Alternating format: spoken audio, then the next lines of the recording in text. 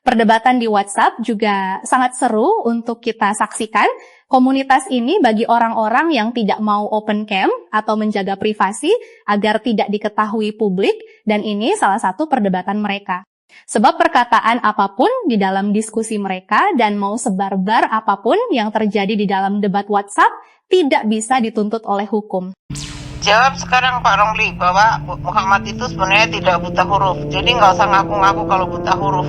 Kalau disuruh baca kenapa nggak bisa? Jadi dia tuh gimana sih Pak Romli itu mau nipu atau gimana? Apa siapa yang nipu?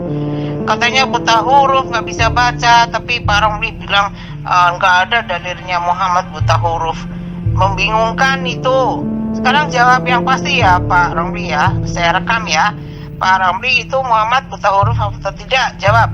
Ayo saya tantang juga, sekarang juga. Tampilkan di sini, di grup ini, ayat-ayat lembaran laut matimu itu. Al-Quran palsu, udah jelas cuma modal klaim, tuduhan tanpa bukti, fitnah. Al-Quran itu isinya fitnah. Sorry ya, fitnah isinya. Karena yang asli yaitu di Kejadian 7 ayat 7, semua anakmu selamat. Gak ada yang istrinya ketinggalan, tenggelam. Mau mati mau kagak, pokoknya semuanya itu naik ke bahtera. Itu tertulis di Kejadian 7 ayat 7 dan yang seterusnya. Itu didukung oleh golongan laut mati.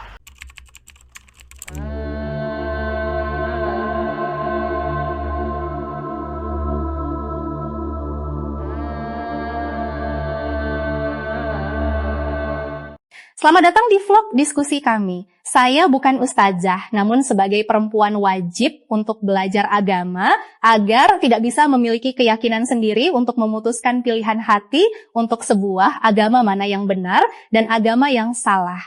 Bagi kalian yang baru ketemu channel, kami sempatkan subscribe dulu dan mari kita berteman. Pak Romli, kalau Nabi Muhammad memang nggak buta huruf, ya jangan ada yang bilang buta huruf dong. Katanya disuruh baca nggak bisa, akra atau apa itu nggak tahu, saya lupa. Jadi gini, kok pelin-pelan sih? Yang benar mana, buta huruf atau pintar baca tulis? Sekarang sebutkan aja, Pak Romli jawab. Muhammad itu pintar baca tulis atau buta huruf? Jawab, nanti akan saya posting ya. Jawab sekarang Pak Romli bahwa Muhammad itu sebenarnya tidak buta huruf. Jadi nggak usah ngaku-ngaku kalau buta huruf. Kalau disuruh baca kenapa nggak bisa? Jadi dia tuh gimana sih Pak Romli itu mau nipu atau gimana? Apa siapa yang nipu? Katanya buta huruf nggak bisa baca, tapi Pak Romli bilang nggak ada dalilnya Muhammad buta huruf. Membingungkan itu. Sekarang jawab yang pasti ya Pak Romli ya. Saya rekam ya.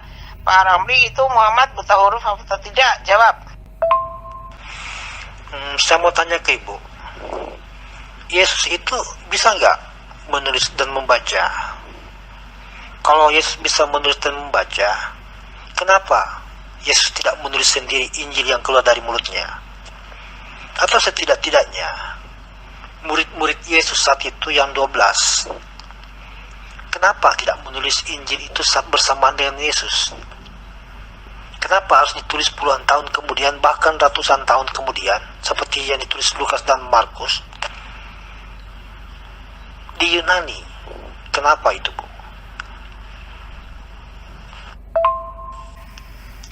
Jelas Yesus pintar baca dong. Kan Yesus membacakan tentang Yesaya di bait suci pada umur 13. Yesus itu Tuhan, Yesus itu pintar, segala bahasa tahu. Enggak cuman bahasa Yunani, bahasa Ibrani, bahasa Arab. Kayak Muhammad, kayak Allah SWT cuman bisa satu bahasa.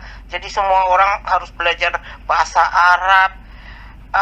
Yesus bilang, sebarkanlah Injil dalam segala bahasa. Dan lagi itu, yang namanya bait suci itu satu-satunya di dunia hanya ada di Yerusalem. Namanya Ka'bah itu rumah Allah, bait Allah, itu dibuat oleh Salomo untuk memperingati Nabi Abraham yang akan mengorbankan anaknya yang bernama Iskak, jadi bukan Ismail. Dan lagi Abraham tuh nggak pernah ke Mekah, nggak pernah ke Arab, karena Abraham cuma mengorbankan Ishak, emang Abraham itu Superman, mondar-mandir, ngorbankan Ishak, ngorbankan Ismail. Masa ada wahyu bisa berubah-ubah itu? Itu namanya karangan orang, cerita yang nggak masuk akal. Yang dikorbankan Ishak itu buktinya udah ada bait suci Ka'bah yang dibuat oleh Salomo itu satu-satunya Ka'bah. Jadi nggak ada lagi di Mekah, itu nggak ada, itu cuma karangan aja, nipu-nipu aja. Zarahnya juga nggak ada, itu cuma karangan manusia, nipu-nipu. Dan lagi Yesus berkata, bait suci setelah Yesus tidak usah umatnya tidak usah berdoa kiblat kemana-mana, ke Yerusalem, kemana enggak, karena bait suci itu ada dalam hatimu. Jadi bait suci itu ada dalam hati orang yang kudus. Tuhan bersemayam. Jadi orang berdoa dalam hati aja, orang Kristen itu kalau memohon doa nggak usah pakai bahasa Arab, nggak usah pakai Yunani, nggak usah pakai bahasa macam-macam. Itu berdoa dalam hati aja, Tuhan sudah tahu apa yang saya mau. Itu namanya Tuhan, karena Tuhan itu Maha Kuasa, Maha mengetahui dan Maha mendengar. Bukan harus teriak-teriak, harus menyembah ke Arab segala, itu ditipu orang Arab. Kamu tuh ditipu orang Arab. Sesudah Yesus nggak ada tuh kiblat. Bapak itu di surga. Kalau menyembah Tuhan itu menghadap ke atas, ke surga, bukan ke Arab. Hajar Aswad itu dicium itu bukan kewajiban, tapi hanya sunnah. Yang mau mencium Hajar Aswad silahkan, yang tidak mau mencium Hajar Aswad silahkan. Mencium Hajar Aswad itu tidak masuk di dalam rukun beribadah haji ataupun rukun beribadah umrah. Jadi itu bukan sebuah rukun yang harus dilakukan oleh umat Islam ketika pergi menunaikan ibadah haji atau ibadah umrah. Di dalam hadis Nabi, bukan hanya mencium Hajar Aswad yang dikatakan menghapus dosa. Mencium rukun Yamani pun itu adalah menghapus dosa. Jadi ini ada dua yang dicium atau dijamah yang bisa menghapus dosa. Kenapa kalian hanya fokus kepada Hajar Aswad itu? Hajar Aswad itu dicium bukan karena kewajiban. Kata siapa? Kata Muhammad, kata Umar. Oh, Umar ya. Umar itu nabi setelah Muhammad kalau begitu ya. Oh iya. Kalau memang Yesus pintar membaca, tentu Yesus bisa menulis sendiri Injilnya yang keluar dari mulutnya. Kenapa harus melalui kepada murid-muridnya puluhan tahun kemudian atau bahkan ratusan tahun kemudian? Biar Injil ini tidak ada versi-versi yang lain. Ada Matius, ada Lukas, ada Yohanes, dan ada Markus. Tentu hanya satu Injil yang Anda pakai, yaitu Injil Yesus. Kalau Yesus membaca di kitab Yesaya, Waroka pun membaca Alkitab, padahal dia buta. Kan seperti itu, Ibu. Ya. Ternyata umat Islam itu lebih mendengar Umar bin Khattab dari nabi besar mereka sendiri. Ya.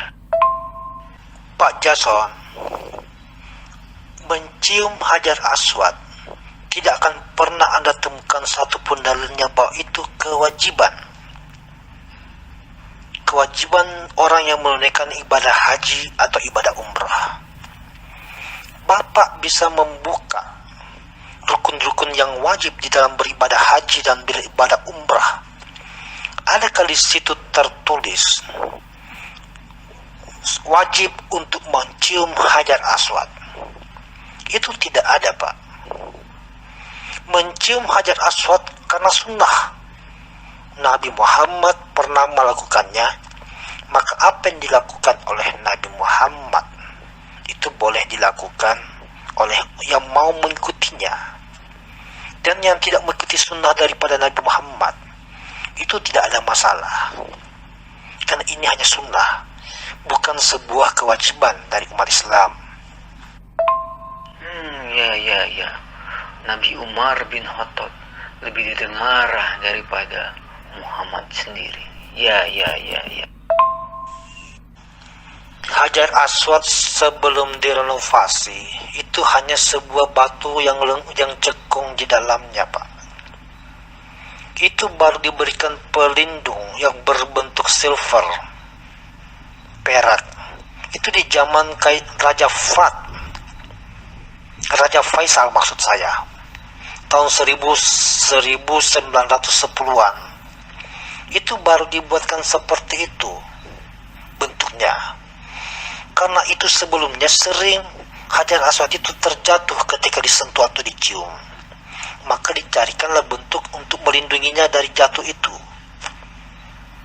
Dari bapak yang mengatakan bahwa itu bentuknya seperti vagina, itu adalah karena baru dibentuk setelah direnovasi berbentuk seperti itu, menyesuaikan tekstur batu itu dan orang yang mau menciumnya. Coba ceritakan sejarahnya bagaimana Abraham jadi Ibrahim, terus bapaknya yang bapak Abraham namanya Tera jadi Azar.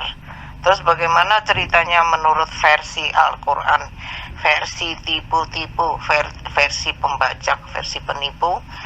Bagaimana ceritanya Abraham sampai ke Arab. Jadi ceritakan ya, karena jarak Mesir Arab dengan Palestina itu jaraknya 1400 kilo. Mungkin kalau jalan kaki itu bisa 40 tahun ya. 40 tahun mungkin Abraham udah tua udah mau mati tuh kalau jalan ke sana. Jadi ceritakan ya, kalau cuma imajinasi, dongeng, ngimpi, itu saya juga bisa cerita. Coba Paulus ceritakan. Ya udah saya posting tuh cerita yang dari Abraham yang dibuat oleh Nabi Musa. Nabi Musa adalah yang menulis kitab Kejadian, sejarah bangsa Yahudi, karena Nabi Musa itu adalah keturunan Yahudi, keturunan Abraham. Jadi kalau bangsa Arab itu bukan keturunan Abraham. Abraham gak menurunkan bangsa Arab. Ismail pun tidak menurunkan bangsa Arab. Jadi jangan ngarang cerita ya. Sekarang kamu coba ceritakan bagaimana Abraham datang ke Arab, tahun berapa, umur berapa, gitu. Ceritakan semua ya, mendetail ya, seperti cerita kitab Kejadian. Bang Jason Melvino, ajak siapa itu Bang Elias Zulkifli, ajak itu Bang Edi T. Iskandar dan lain-lainnya.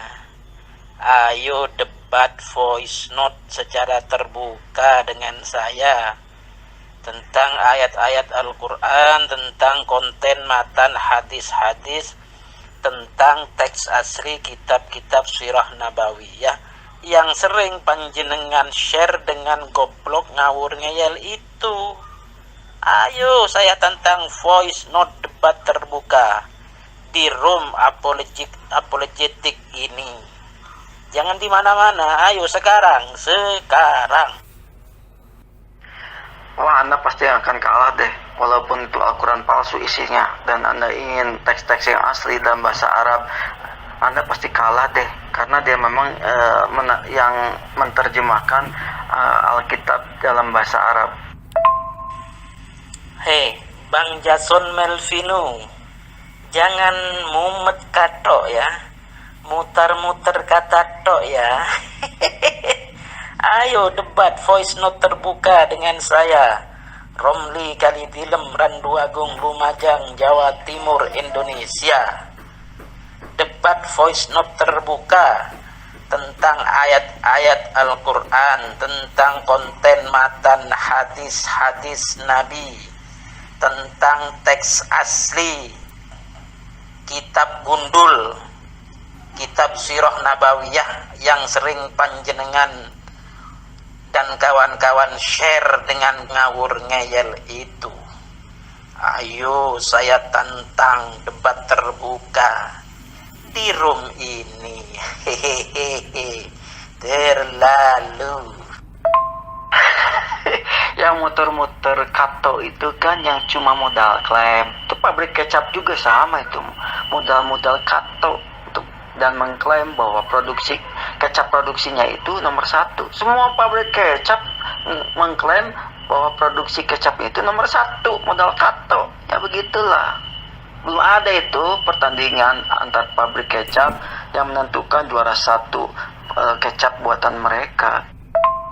Ayo jangan muter-muter kata saja. Ayo sekarang juga. Saya mulai ya. Di dalam Al-Quran surat An-Najm itu jelas tertulis demikian. A'udzubillahi minasyaitonirrajim. Bismillahirrahmanirrahim. Wa ma yantiqu 'anil hawa in huwa illa wahyun yuha. Shadaqallahul azim. Coba terjemahkan per kata atau per kalimat. Ayo saya tantang. Percuma Pak Ustadz, mau teks asli, mau teks zaman jadul, zaman Utsman, percuma. Al-Quran itu itu isinya itu wahyu palsu. Karena yang asli yaitu Taurat Musa yang ada di gulungan laut mati itu yang asli, karena didukung oleh manuskrip gulungan laut mati hasil arkeologis ilmu pasti, bukan modal klaim kayak pabrik kecap. Kamu ini kok mutar-mutar kata saja ya. Kalau tidak bisa voice note tentang ayat-ayat Al-Quran, tentang hadis-hadis Nabi, tentang kitab-kitab sirah, ya jangan nge-share lah. Saya tantang debat terbuka, voice note terbuka, kamu ini mutar-mutar kata saja. Tentang lembaran laut mati itu belum dibuktikan secara ilmiah dan akademis kok. Nanti kalau dibuktikan malah bertentangan dengan tulisan ayat-ayat Bibelmu itu. Banyak yang absurd, banyak yang kontradiktif kok. Ayo, cantumkan sekarang juga gulungan Laut Merah itu dengan ayat-ayat Bibelmu itu. Nanti saya tunjukkan lah, mesti banyak kontradiksi dan absurditasnya kan. Kamu ini goblok kok dipamerkan. Ya ampun, belum ngerti juga nih Ustadz. Pakai akalnya dong ya. Kalau menuduh itu Alkitab palsu dan kontradiksi, harus ada aslinya yang nggak kontradiksi. Ya pakai dong akalnya. Mana sih Pak Ustadz ini? Nggak punya bukti Taurat asli versi Allahmu itu Pak Ustadz yang tidak kontradiksi, nggak usah nuduh-nuduh, itu fitnah.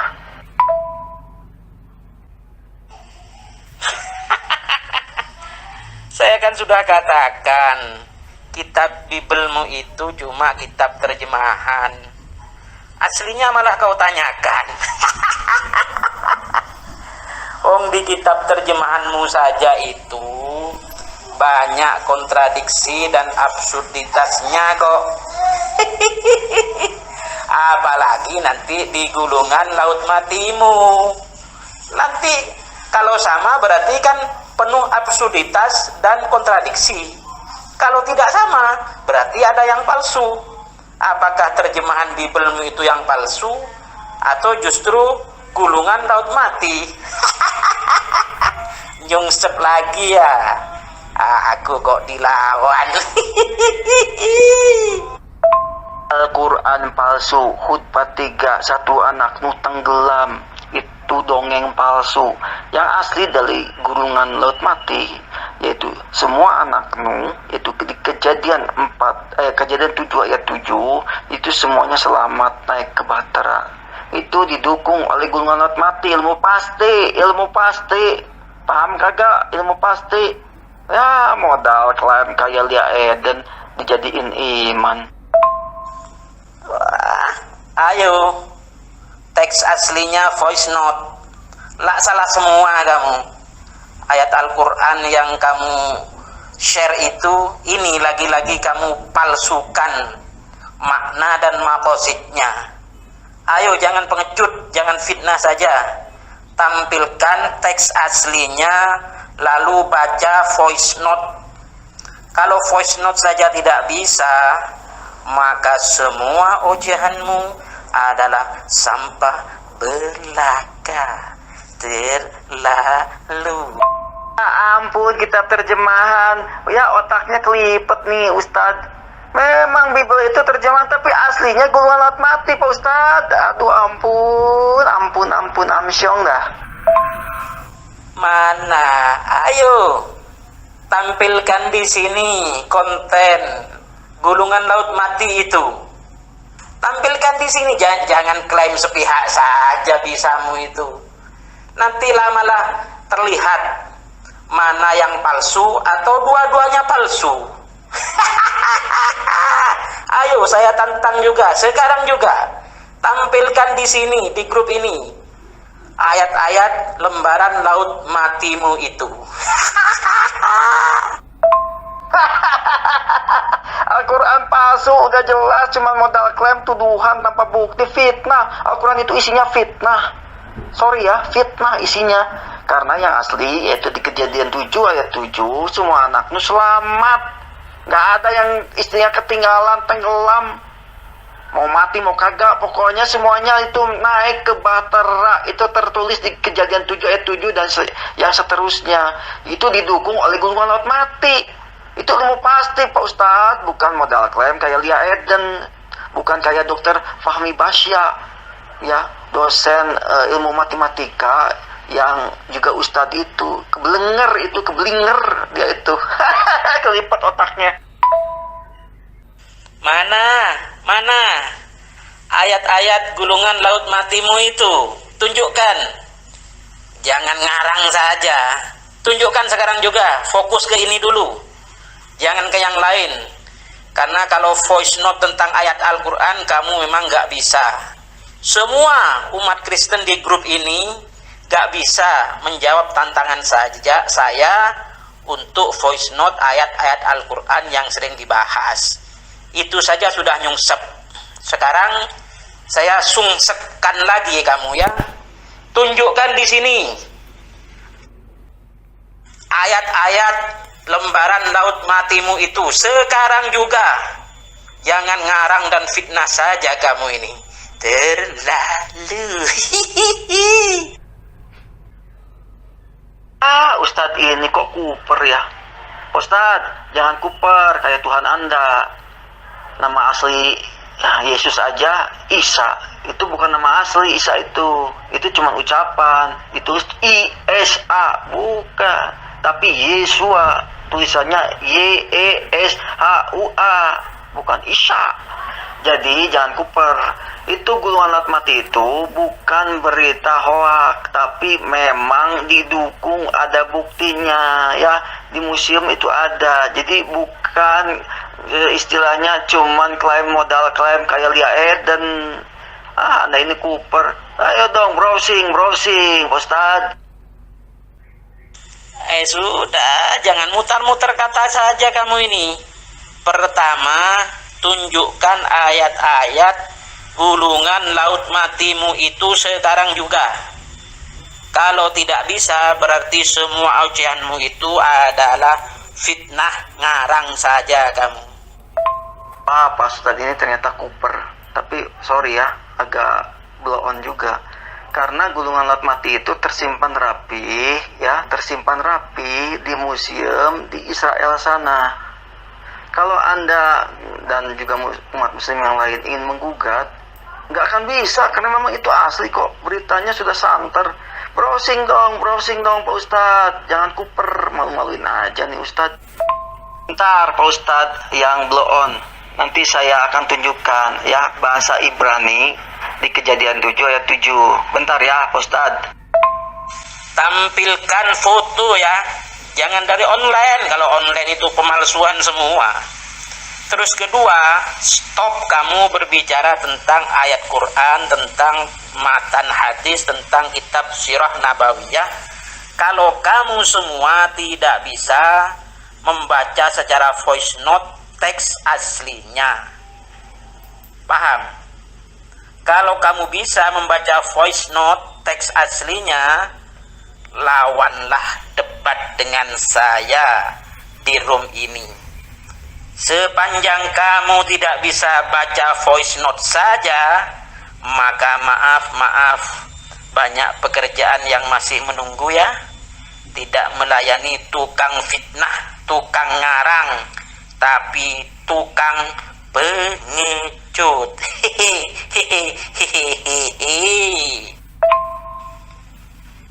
Saya tidak minta itu. Saya minta gulungan laut matimu. Foto ya, jangan dari online ya. Itu jangan colong pelayu kemana-mana kamu ya. Ini Ustadz goblok bloon. Masa saya harus potokan? Saya harus ke Israel dulu. Kalau goblok jangan dipiara dong Ustadz, malu-maluin aja. Ya sudah, berarti kamu ngarang saja.